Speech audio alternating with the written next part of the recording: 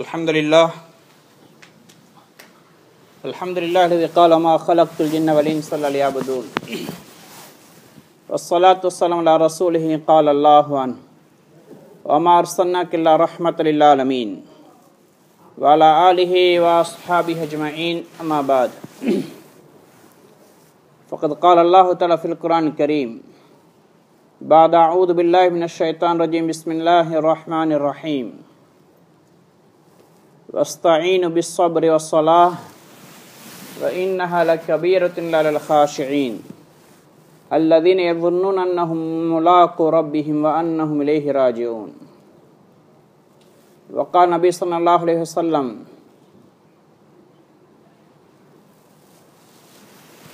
جعلت قرة عيني في الصلاة وقال أيضا أرحنا يا بلال بالصلاة. கண்ணியமிக்க சகோதரர்களே, பெரியார்களே, சென்ற 2 குத்பாக்கள்ல தொழுகை மூலமாக கண் குளிர்ச்சி அடைவது சம்பந்தமாக தொழுகையுடைய சுவையை டேஸ்ட்டை உணர்வதனுடைய கட்டாயத்தை பற்றி ஞாபகப்படுத்தப்பட்டது. தொழுகையில் இன்பத்தல்ல வைத்திருக்கிறான். தொழுகை அஹ்லா இபாதத், இபாதத்துகளே ஆக இனிமையானது. தொழுகையிலே ஒரு சுவை ஒன்று இருக்குது, இனிமை ஒன்று இருக்குது. ஆனால் இன்றைக்கு ஆகப்பெரிய முசீபத் என்னண்டா அப்படி ஒன்று இருக்குன்னு எங்களுக்கு தெரியாது, அல்லது என்னுடைய டேஸ்ட் எங்களுக்கு விளங்குதில்லை, இருக்குதான் எங்களுக்கு விளங்குதில்லை. அப்போ இதை எப்படி அடைகிறது? தொழுகை என்று சொல்றது வெறும் பொதுவாக செஞ்சு கொண்டு ஒழுங்காக முறையாக ஒளி செஞ்சுட்டு நியத்து வச்சு தக்பீர் கட்டி சூரா ஃபாத்திஹா ஓதி அழகான கிராத்தில் இன்னொரு பெரிய ஒரு சூறா ஓதி பக்ராவா இருக்கிறாம் ஆல் இம்ரான் ஆயிக்கிறாம் ஓதி அழகாக ருக்குவும் செஞ்சு சுஜூதும் செஞ்சு இது மாதிரி தொழுகையில ஃபர்துகளை முஸ்தஹபுகளை பேணி பூர்த்தியாக தொழுகிறது. இது மட்டுமல்ல தொழுகையுடைய விஷயம். இதனால் மட்டும் தொழுகையுடைய இன்பம் விளங்காது.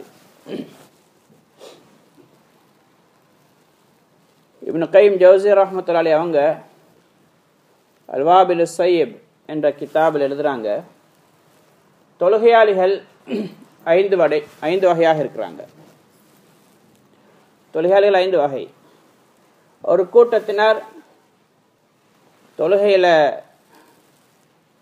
வுதுவை பூர்த்தியாக ஒழுங்காக செஞ்சிருக்க மாட்டாங்க. தொழுவாங்க, 5 நேரம் தொழுவாங்க. தொழுகை ஃபஜ்ர் கலாவாகும், லஹர் அசருடைய நேரத்தில் தொழுவார், அல்ல கிரிகிரியில் போய் தொழுகிறது கடைசி நேரத்தில் ஒரு ரக்காயத்து உள்ளுக்கு மொத்தம் 3 ரக்காயத்து வெளியே, இப்படி இஷாவை கொண்டு போய் 12 மணி 1 மணிக்கு தொழுகிறது தொழுவாங்க. ஆனால் அவங்களோட ஒது பூர்த்தியாக இருக்காது, ஒது முறையாக செஞ்சிருக்க மாட்டாங்க. இதே மாதிரி ருக்கு சுஜூத் ஒழுங்கா செஞ்சிருக்க மாட்டாங்க. கோழி கொத்துற மாதிரி வைக்கிறது, தலை வைக்கிற எடுக்கிறது, இது நபி ஸல்லல்லாஹு அலைஹி வஸல்லம் தடுத்திருக்கிறாங்க. இதுக்கு சொன்னாங்க ஆக மோசமான கல்லன், ஆக மோசமான திருடன் யார் தெரியுமா? தொழுகையில திருடுறவங்க. நபி ஸல்லல்லாஹு அலைஹி வஸல்லம் கேட்ட தொழுகையில திருடுற அது எப்படி என்று சஹாபாக்கள் கேட்டாங்க. சொன்னாங்க ருக்கு சுஜூத் ஒழுங்கா செய்யாம தொழுறான்னு இவன் கல்லன், ஆக மோசமான கல்லன், இவன் தொழுகையில இருந்து களவான்றான்னு சொன்னாங்க நபி ஸல்லல்லாஹு அலைஹி வஸல்லம். அப்போ ருக்கு சுஜூத் ஒழுங்கா இல்லை, சூரா ஃபாத்திஹா ஒழுங்கா ஓதுறாரு இல்லை, அத்தஹியாத் ஒழுங்கா ஓதுறாரு இல்லை. இதை மாதிரி ஒரு தொழுகை.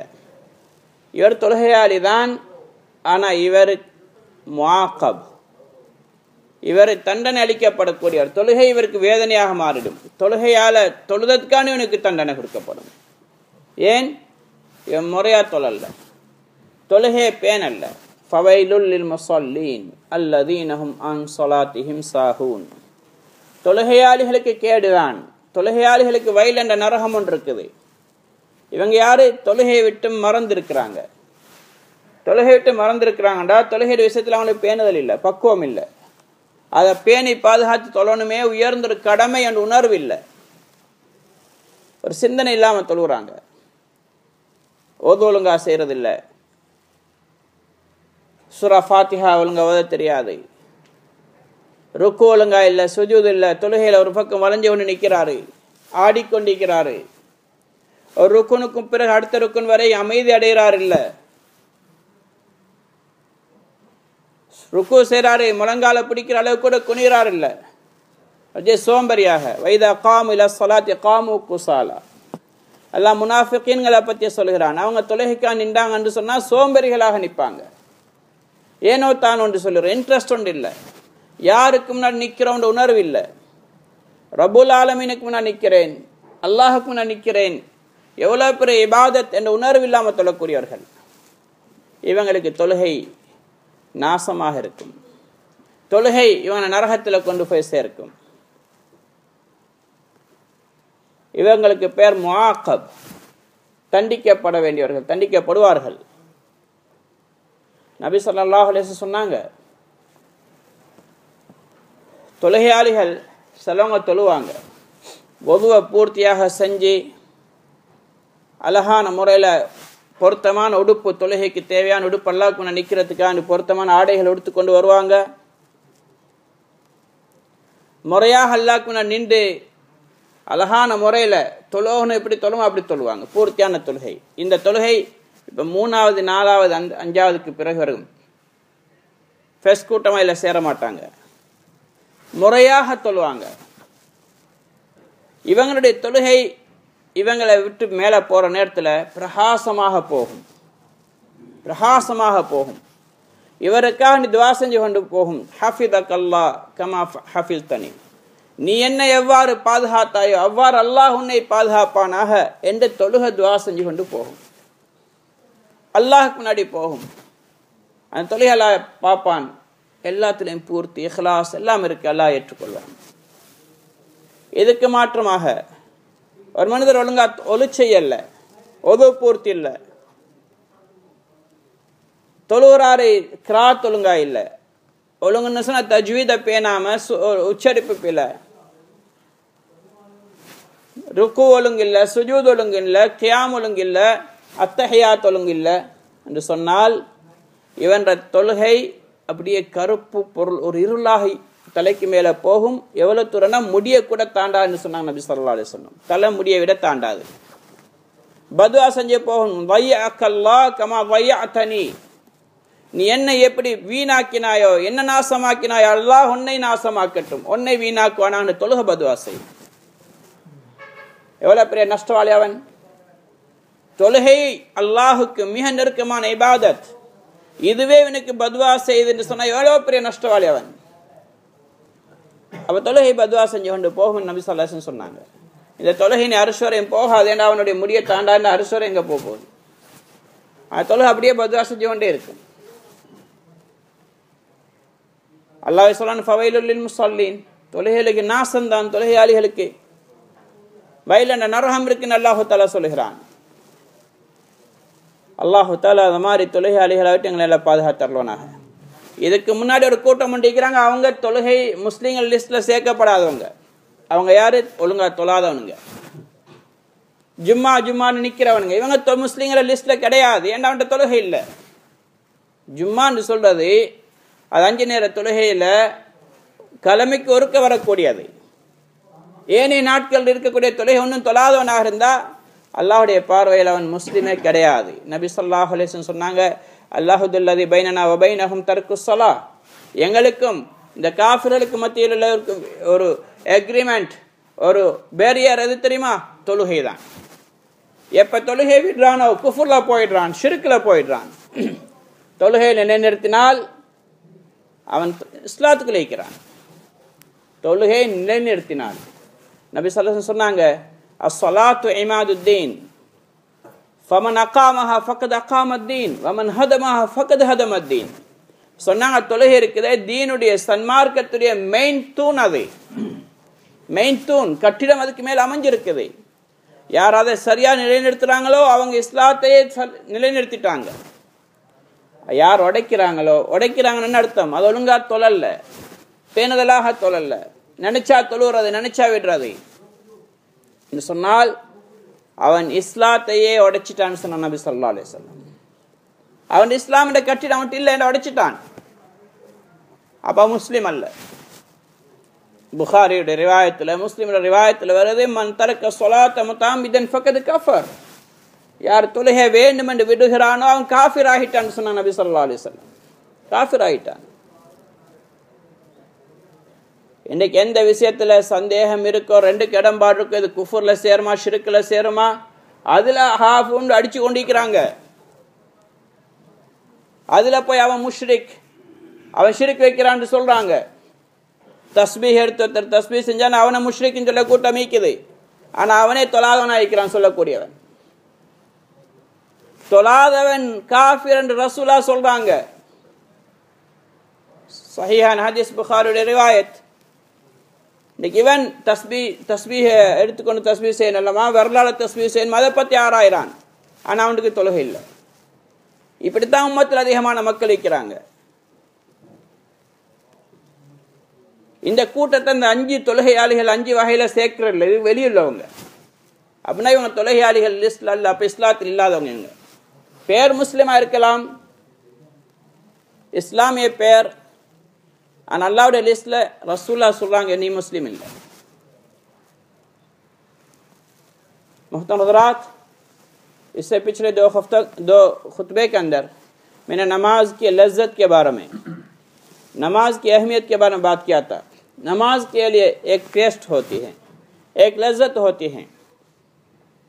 आज हमारे बहुत से लोगों को इसका कोई एहसास नहीं है, कोई पता भी नहीं है कि नमाज के अंदर भी कोई टेस्ट है, कोई मिठाई है, मीठापन है, हमें पता नहीं है. अगर होगा तो फिर भी हमें उसका टेस्ट कैसा वो भी हमें एहसास नहीं है. क्यों? हमने उसको हासिल करने की कोशिश नहीं किया. इसलिए हमें नमाज की लज्जत की हुसूल के लिए कोशिश करना चाहिए. उसके बगैर नमाज से कोई फायदा नहीं होगा. नमाजियों के 5 किस्म हैं. वाबिल सैयद इब्न क़य्यिम जौज़ी रहमतुल्लाह की किताब, इसके अंदर लिखते हैं कि नमाजियों के 5 किस्म के लोग हैं. एक किस्म के लोग नमाज पढ़ते हैं लेकिन वुज़ू सही नहीं करते, उनकी क़िराअत सही नहीं है, रुकू सही नहीं है, सुजूद सही नहीं है. सर रखते हैं फिर उठाते हैं, सुजूद में सर रखा फिर उठाए, जैसे कि मुर्गी दाना खाती हैं, सर रखता है फिर उठाता है. ऐसी नमाज, रुकू भी ऐसी पूरी नहीं करता. अल्लाह के नबी सल्लल्लाहु अलैहि वसल्लम फरमाए सबसे बड़ा चोर वो है जो नमाज के अंदर चोरी करता है. सहाबा ने पूछा रसूल अल्लाह नमाज के अंदर चोरी कैसे हो सकती हैं? आज हम चोरों की किस नजर से देखेंगे? ये चोरी कितनी अदना यानी बुरी होगी, इतनी हमें उसके बारे में मलामत और गलत निगाह से हम देखेंगे. नमाज के अंदर चोरी करना सबसे बड़ा जुर्म है, सबसे बड़ा जुर्म है और सबसे बड़ा खबीस तरीन चोर है. अल्लाह के नबी ने फरमाया वो कौन है? जिसने रुकू पूरा नहीं किया, सुजूद नहीं पूरा किया. नमाज पढ़ रहा है, आज हम इस मस्जिद में 300-400-500 लोग पढ़ेंगे तो अक्सर लोगों के रुकू और सुजूद नमाज को देखेंगे तो सरसरी हैं, रुकू सही नहीं. कोई ऐसा रुकू करता है या सुजूद में जाता है तो कपड़ा ऐसा होता है कि रुकू और सुजूद में सतर खुल जाता है. इसके सुजूद और रुकू कहाँ उनसे कबूल होगी? तो ये सारे चोर हैं अल्लाह के नबी के निगाह के अंदर. सुजूद सही नहीं करते, रुकू सही नहीं करते, नमाज सही नहीं पढ़ते. तो फरमाया ये जो किस्म के लोग हैं नमाज सही तौर पर नहीं पढ़ेंगे, 5 वक्त पढ़ेंगे, फजर भी पढ़ेंगे, ज़ुहर असर मगरिब इशा सब पढ़ेंगे, लेकिन नमाज उनकी पूरी नहीं है. ये लोग मुआक़ब हैं, यानी अल्लाह के सज़ा के लायक लोग हैं. उनकी नमाज पूरी नहीं, सुन्नत तौर पर नहीं है. अल्लाह पाक खुद फरमाता है फ़वैलुल लिल मुसल्लीन, नमाजियों के लिए बर्बादी हैं. वैल एक जहन्नम की वादी हैं, वो तैयार शुदा है नमाजियों के लिए अल्लज़ीना हुम अन सलातिहिम साहून, उन नमाजियों के लिए जो अपने नमाज के अंदर भूल जाते हैं, यानी नमाज की परवाह नहीं करते, नमाज को जिस तरीके से अदा करना चाहिए उसकी रियायत नहीं करते, उसकी कोशिश नहीं करते, उसकी अहमियत नहीं देते, उन नमाजियों के लिए बर्बादी है। अल्लाह के नबी सल्लल्लाहु अलैहि वसल्लम फरमाया कि एक इंसान नमाज पढ़ता है, वुज़ू सही तौर पर करता है और उसका क़िराअत, उसके रुकू, उसके सुजूद, हर अरकान को पूरे तौर पर सही तौर पर अदा करता है,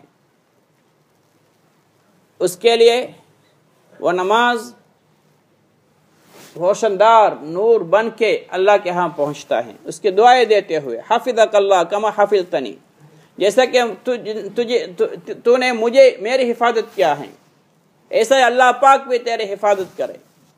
दुआएं देते हुए अर्श तक पहुँचते हैं, अल्लाह के सामने जाते हैं, अल्लाह पाक उसको देखता है, फिर उसको अल्लाह कबूल कर लेता है। इसके बरखिलाफ जिसने वुज़ू सही नहीं किया, रुकू सही नहीं किया, सुजूद सही नहीं किया, क़िराअत सही नहीं है, अत्तहियात सही नहीं पढ़ता, तो उसकी नमाज के बारे में अल्लाह के नबी सल्लल्लाहु अलैहि वसल्लम फरमाया उसके सर के बाल के ऊपर भी नहीं जाती। नमाज तो पढ़ लिया था लेकिन वो नमाज उसके सर के बाल के ऊपर भी नहीं गुजरेगी, बदुआएं देती रहेगी सर के ऊपर घूमते हुए। वय्याकल्लाह कमा वय्यातनी, जैसा कि मुझे तूने ज़ाय किया है ऐसा ही अल्लाह पाक तुझे भी ज़ाय करे। जैसा तूने मेरी हक की रियायत नहीं किया, अल्लाह पाक भी तेरे हक की रियायत न करे। जैसा कि तूने मुझे बर्बाद किया है, अल्लाह पाक तुझे भी बर्बाद करे। नमाज अल्लाह के यहाँ मुकर्रब इबादत हैं, अगर वो हमें बदुआ देगी तो इंसान कहाँ जिंदगी के अंदर आगे बढ़ सकता है, कहाँ से उसकी बरकत आ सकती है। मुहतरम भाइयों, ये जो 5 किस्म के लोग हैं, इनके अंदर और एक किस्म हो इसके बाहर वाले, जो आज मुसलमानी तबका के अंदर, इस्लाम के मुसलमानों के अंदर बहुत हैं, वो इन 5 में शामिल नहीं है। वो कौन है?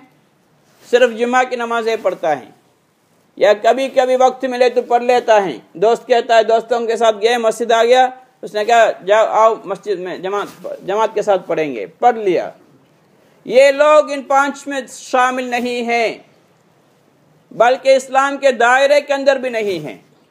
अल्लाह के नबी सल्लल्लाहु अलैहि वसल्लम फरमाया, जो 5 वक्त की नमाज की पाबंदी नहीं करता, बल्कि एक नमाज भी मन तरक सलातन मुताम्मिदन, मन तरक सलातन मुताम्मिदन, नमाज को जानबूझ के छोड़ देता है, अगरचे एक नमाज क्यों ना हो, फकद कफर, वो काफिर हो गया है, इस्लाम से निकल गया है। और ये भी फरमाया लहदुल्लज़ी बैनना व बैनहुम तर्कुस सलाह, और हमारे और इन काफिर और मुशरिकीन के दरमियान के जो बैरियर हैं, जो एग्रीमेंट हैं, नमाज पढ़ना और छोड़ना। नमाज पढ़ेंगे मुसलमान, छोड़ेंगे तो काफिर मुशरिक। यह साफ अल्फाज अल्लाह के नबी के। आज लोग लड़ते हैं तस्बीह रख के, तस्बीह से तस्बीह पढ़ना चाहिए या उंगलियों से। जो उंगलियों से पढ़ेंगे वो सही है, वो जो तस्बीह का इस्तेमाल करेंगे वो मुशरिक हैं। ऐसे भी लोग लड़ते हैं। जहाँ दोनों के इम्कान हैं, जहाँ सुन्नत है या नहीं, इस पे लड़ते हैं, लेकिन फर्ज को छोड़ देते हैं। यह शैतान के बड़ा हिला है, साजिश है, इंसान को कहाँ से कहाँ तक लेके जाता है। जरूरत की चीज छोड़ के गैर जरूरी चीजों पर लगा देता है। गण्यम के सहोदरले, अब रुको सुजूद சரியா செய்யல, அதுல உண்டு உடுப்புகள், முறையான ஆடை உடுத்துட்டு வராம இருக்கிறது, டெனிமையும் டீ-ஷர்ட்டையும் போட்டுட்டு வராது. இவர் ருக்குக்கு போனார், சுஜூது போனார், அரவாசி பின்னால திறந்தாச்சு. இவன் ருக்கு சுஜூது எங்க கூடும்? நிறைவேறாது. தொழுதான் தான் இந்த தொழுகை பதுவா செஞ்சு கொண்டு போகும். இது முதல் கூட்டம். இரண்டாவது கூட்டம், தொழுவாங்க, வுதுவை பூர்த்தியா செய்வாங்க, ருக்கு சுஜூத் கிராத் எல்லாம் பூர்த்தியாக இருக்கும், ஆனால் குஷூ இருக்காது. வெளிரங்கம் பூர்த்தியாக இருக்கும், உள்ளத்தில் அல்லாத சிந்தனையே இல்லை. இவங்களுக்கு பேர் முஹாசப். இவங்க முஹாசப், அல்லாஹ் இவங்களை விசாரிப்பான், கடினமாக விசாரிப்பான். ஃபமனூகிஷ ஃபில் ஹிசாப் ஃபகத் அஹ்லக், யார் விசாரிக்கப்படுவானோ மாட்டிக்கொள்வான், யார் விசாரிக்கப்படுவானோ மாட்டிக்கொள்வான். தொழுகிறார் தான், ருக்கு பேணுதலா செய்றாரு, சுஜூத் பேணுதலா பார்க்கிறவங்க நினைக்கிறாங்க நல்ல தொழுகை. ஆனா உள்ளத்தில் அல்லாஹ்வுடைய சிந்தனை இல்லை. இவர் முஹாசப், கேலி கணக்குக்குட்பட்டவர், விசாரிக்கப்படுவார். மூன்றாவது கூட்டம், இவங்க தொழுகிறாங்க, பேணுதலாக தொழுகிறாங்க, வுது அழகா செய்றாங்க, முறையா செய்றாங்க, உறுப்புக்கள் ஒவ்வொன்றையும் எப்படி வைக்கணும் அப்படி வச்சு தொழுகிறாங்க, கிராத் அழகா ஓதுறாங்க, ருக்கு அழகா செய்றாங்க, சுஜூத் அழகா, எல்லாம் முறையா செய்றாங்க, அமைதியா செய்றாங்க.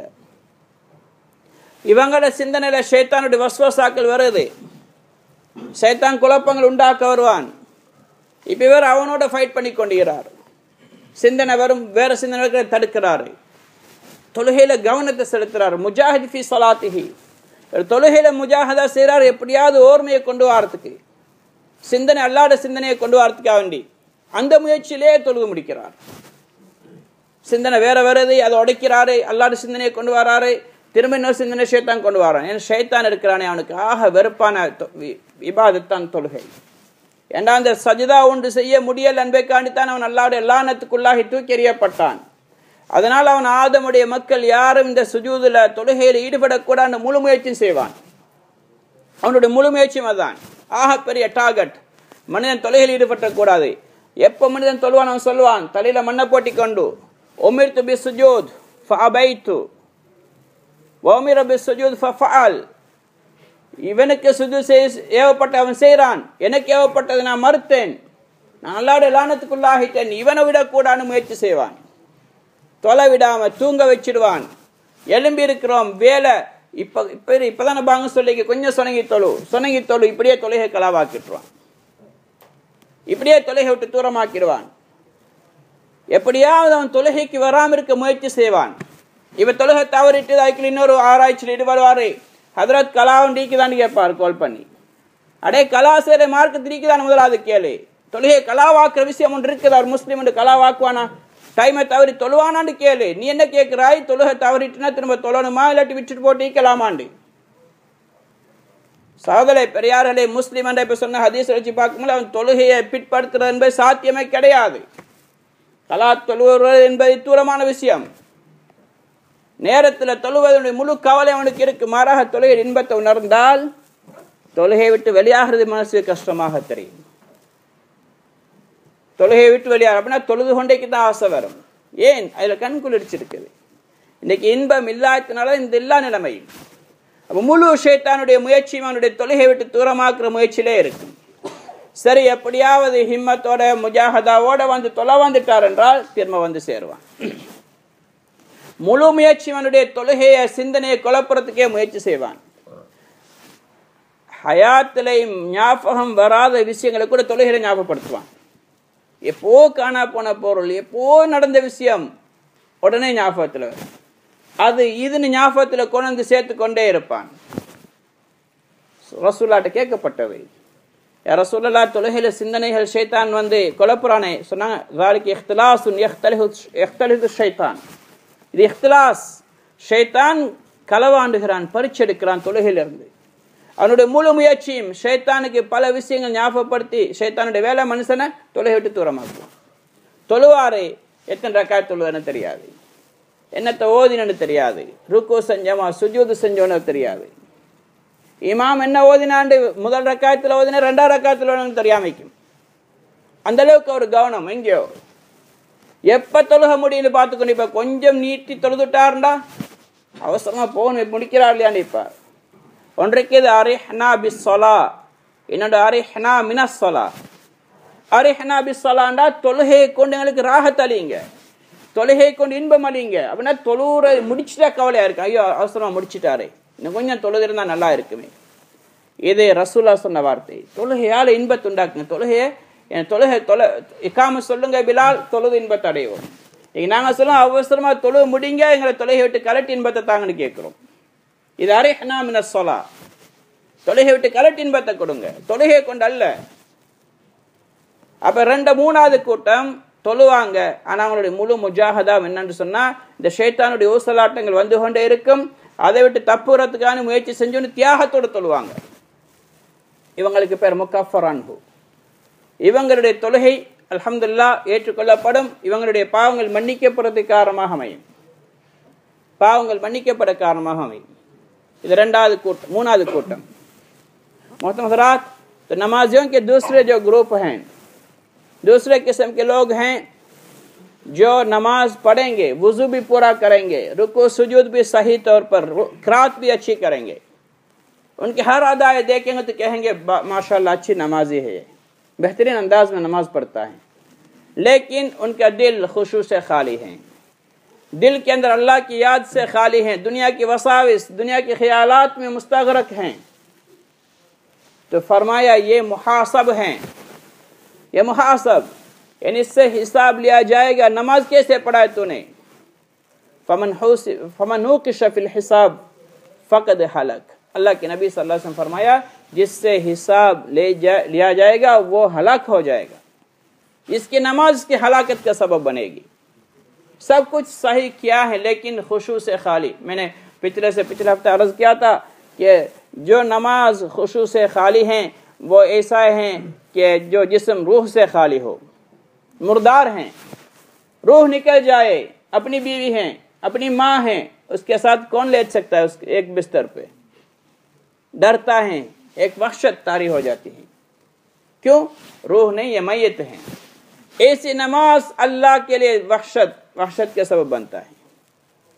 जिसके अंदर रूह नहीं है, मैयत है, मुर्दार हैं, ये लोग मुहासब। और तीसरे किस्म के नमाजी वो वुज़ू भी पूरे करेंगे, क़िराअत भी सही होगी, सब कुछ, और उनके दिल के अंदर वसवसे आते रहेंगे, शैतान कोशिश करते हुए डालता रहेगा, ये पूरे मुजाहदा करेंगे उन वसाविस को रोकने के लिए।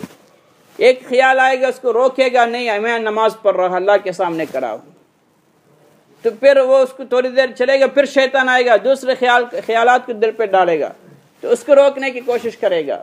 इस तरीके से पूरे अल्लाह की याद को लाएगा, इस तरीके से नमाज पढ़ के ख़त्म करेगा।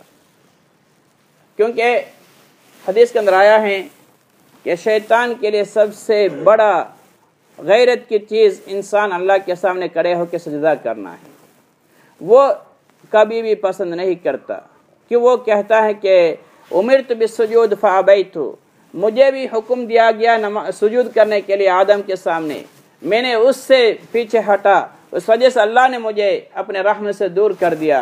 वो उमिर हादा, इसके लिए हुक्म दिया गया कि नमाज पढ़ो, ये पढ़ रहा है, ये तो अल्लाह के करीब हो रहा है, उसको शैतान कभी पसंद नहीं करेगा। इसलिए उसकी पूरी कोशिश होती है कि इंसान को नमाज से रोकने के लिए, नमाज पढ़ना नहीं देता। जब नमाज का टाइम होता है तो कहता है कि सो जाओ, थोड़ी देर के बाद उठ के पढ़ो, अभी तो टाइम है बहुत।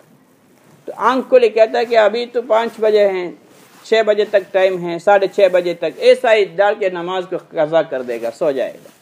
अभी दिन का टाइम है, अभी अजान हुई, कहता है कि मस्जिद अभी जाने की क्या ज़रूरत है, अब काम करो, 10 मिनट के बाद नमाज है, आधा घंटे के बाद है, आराम से जाएंगे।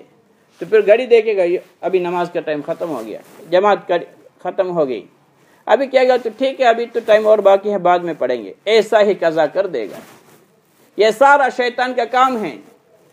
इल्ला माशाअल्लाह को आगे बच जाता है, इससे बचते हुए आके नमाज में खड़ा भी हो जाते, फिर अब शैतान आ जाएगा आके अभी पूरी कोशिश ही करेगा नमाज के अंदर अल्लाह की याद न हो, अल्लाह की याद न आए, ऐसी चीज़ों की याद दहानी करेगा जिसको बरसों से भूल चुका है, कभी जिंदगी भर के याद नहीं आई हो, ऐसी बातें याद में आने लगी सारे शैतान की तरफ से।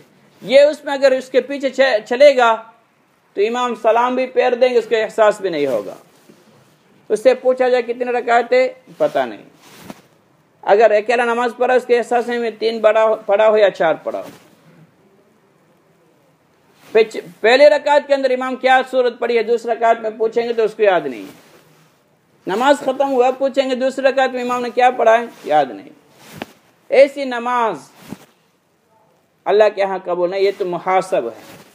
लेकिन जो लोग मुजाहदा करते रहते हैं, शैतान की वसाविस को दफा करते रहते हैं, तो फरमाइए इसको कहते हैं कि मुकफ्फरन हो, इसकी नमाज का अल्लाह पाक रहीम है, गफूर हैं, अल्लाह कबूल कर लेता है, इसके जरिए इसके गुनाह को माफ करता है.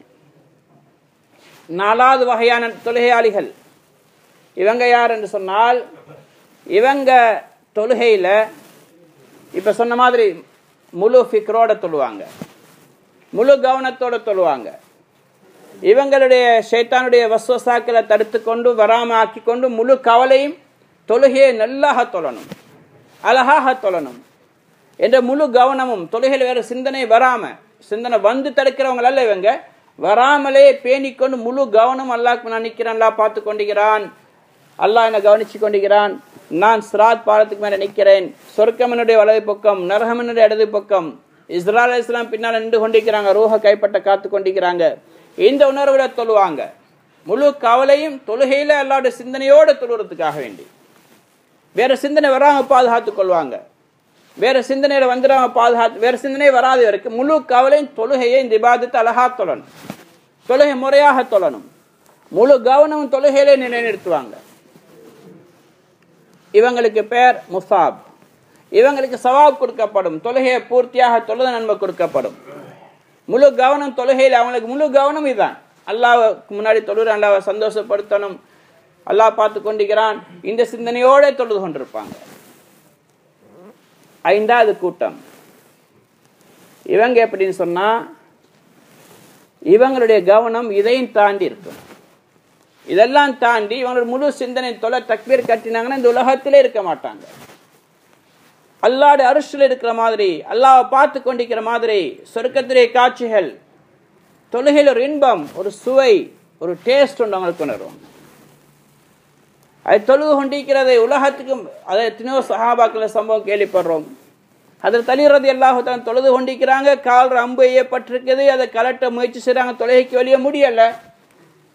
தொழுகையில் இருக்கும் பொழுது சொல்றாங்க, தாய் சொல்றாங்க, தொலை தொடங்கிட்டான்னு எனக்கு எதுவுமே விளங்காது, தொழுகை நேரத்தில் எடுங்க கலட்டுறாங்க.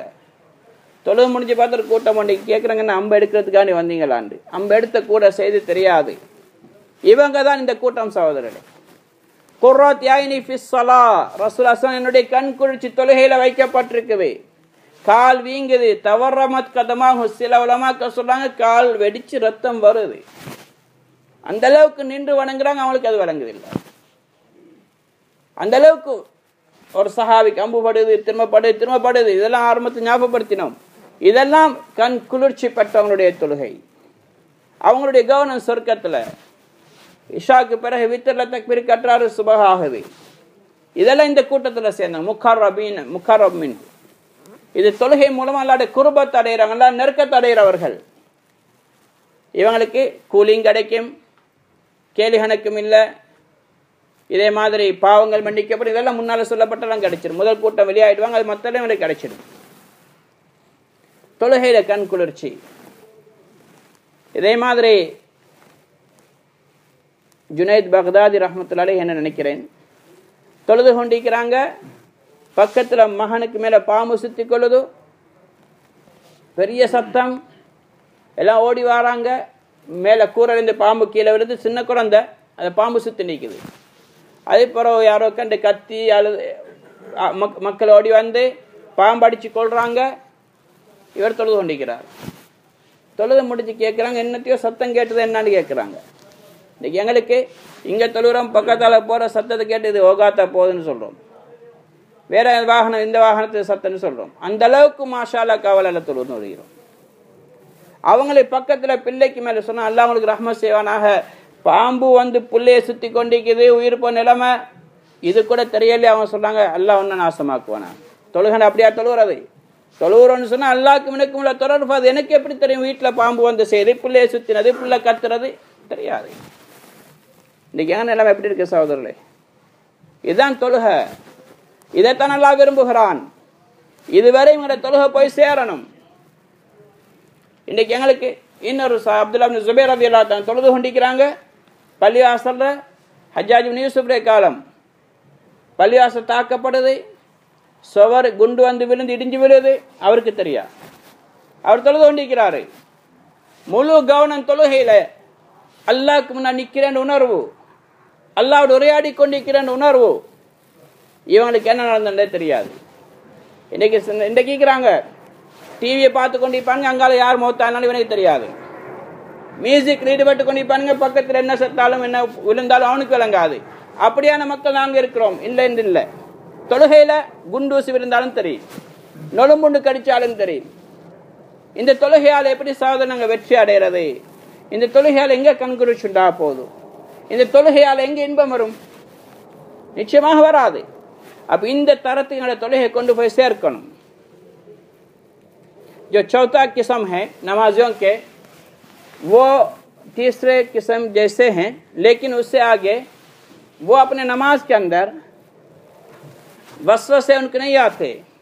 वो अल्हम्दुलिल्लाह उसकी प्रैक्टिस करते हुए, मश्क करते उनके ऐसी नमाज बन जाती हैं कि नमाज में उनकी पूरी फिक्र ही होती है कि मैं नमाज को अल्लाह के वास्ते पढ़ूं, या अल्लाह के लिए पढ़ूं, अल्लाह के सामने मैं खड़ा हूं, मेरे दाएं तरफ जन्नत, बाएं तरफ जहन्नम, काबा मेरे सामने है, इज़राइल मेरे पीछे है, मेरे रूह को कब्ज़ करने वाले हैं, मैं सिरात पर खड़ा हूं. इस अंदाज में नमाज पढ़ेंगे. उनकी पूरी फिक्र, पूरी सोच यही होगी कि मेरी इबादत को सही तौर पर अदा करना है, मेरे नमाज को मुकम्मल तौर पर अदा करना है. उसी फिक्र के साथ नमाज में लगे रहेंगे. इन लोगों को कहते हैं कि मुसाब, यानी नमाज के पूरे सवाब उनको दिया जाएगा, पूरा सवाब उनको मिलेगा. और जो पांचवी किस्म के लोग, वो लोग ये हैं जो पिछले जो 3 किस्म गुजरे हैं, उनसे आगे बढ़ के उनकी पूरी ये सारे वुज़ू भी पूरी होगी, रुकू सुजूद सब पूरे होंगे. उसके साथ साथ दुनियावी वसाविस से भी खाली हैं, उसके दफ़ा करने की उनकी कोशिश की कोई ज़रूरत नहीं है. ये सारे ख्यालात के साथ उनकी पूरे फिक्र ही होगी मैं अल्लाह के अर्श के सामने हूँ, अल्लाह के सामने खड़ा हूँ, अल्लाह को देख रहा हूँ, जन्नत के नज़ारे सामने आएगी. ये जो कैफियत हैं, ये मुक़र्रब मिन्हु, ये लोग अल्लाह के करीब करने वाले, नमाज के ज़रिए कुर्रत आइन, आंखों की ठंडक को हासिल करने वाले लोग हैं. यही लोग हैं अल्लाह के नबी ने जो कहा कुर्रत आइन फिस्सलाह, मेरी आंखों की ठंडक नमाज के अंदर है. यानी नमाज पढ़ेंगे तो सारे परेशानियों की फिक्र ख़त्म हो जाएगी. नमाज पढ़ेंगे तो दिल खुश हो जाता है, नमाज के ज़रिए राहत मिलती है. ऐसे लोग होंगे. जैसे कि अल्लाह के नबी सल्लल्लाहु अलैहि वसल्लम नमाज पढ़ रहे हैं तो हज़रत आयशा कहती हत्ता तवर्रमत कदमा हो, उनके पैर के अंदर वरम आ जाता है. कुछ उलमा हज़रात कहते कि तवर्रमत कदमा का माना यह कि उनके पैर, उसके फटके, उससे खून भी निकलता था. ऐसी लंबी नमाजें पढ़ते थे, 3-4 घंटे 6 घंटे खड़े होकर नमाज, एक रकात कोई आसान काम नहीं है. लेकिन उनके लिए उसमें भी लज्जत महसूस होती थी. कोई एहसास नहीं होता मेरे पैर पट के खून निकल रहा है या उसमें वरम आ रहा है. क्यों? उनकी नमाज जो 5वीं किस्म की नमाज हैं. हजरत अली, उनके पैर में तीर लगी हैं, उसको निकालने के लिए कोशिश कर नहीं लग रहा, बहुत दर्द हो रही है. तो उनकी माँ ने कहा जब ये नमाज पढ़ने के लिए खड़ा होता है, इसको कुछ भी पता नहीं चलता, उस वक्त उसको निकालो, उसको पता नहीं चलेगा. ऐसा ही लोगों ने आए, नमाज पढ़ रहे थे, खींचा. नमाज ख़त्म होने के बाद पूछा क्या तुम लोगों ने मेरे जो तीर उसको निकालने के लिए आए हैं? उनका एहसास भी नहीं था, लोगों ने निकाल भी दिया है. ये नमाज की कैफियत.